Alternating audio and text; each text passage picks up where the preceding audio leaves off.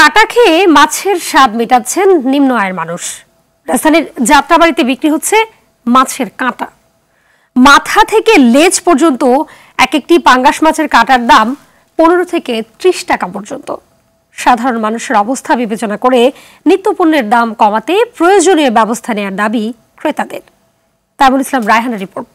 বছর শেষের খুশি নগদে হবে বেশি। নগদ পেমেন্টে নির্দিষ্ট ক্যাটাগরির কেনাকাটায় 300 টাকা পর্যন্ত ক্যাশব্যাক।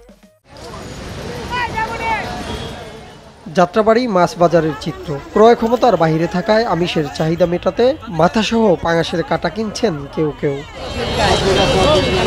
প্রতি পিস মাথাসহ পাঙাশের কাঁটার দাম আকার বেঁধে 15 থেকে 30 টাকা, যার ক্রেতা নিম্ন আয়ের খেটে খাওয়া মানুষ। আমরা গরিব মানুষ, টিয়াটো আর নাই, কম পয়সা পাইছি, এই জন্য আর কি কিনছি। মনে করেন 500 টাকা রুজিয়া মাছ কেনার মতো তো ক্ষমতা নাই। 200 টাকা কেজি দিচ্ছে, সেটা মনে 3টা মনে করে 100 টাকা পাচ্ছি, বুঝছেন?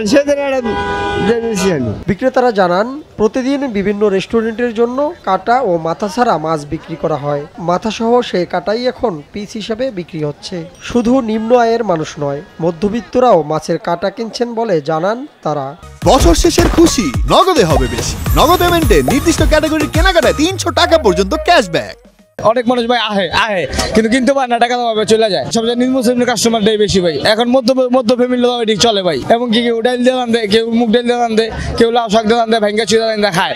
কোনো রকম দিনটা পেটটা বাঁচায় ভাই। সাধারণ মানুষের ক্রয় ক্ষমতার কথা বিবেচনা করে নিত্যপণ্যের দাম সহনীয় করতে সরকারকে কঠোর হওয়ার দাবি নির্দিষ্ট আয়ের মানুষের। তাইমুল ইসলাম রায়হান, আর টিভি, ঢাকা।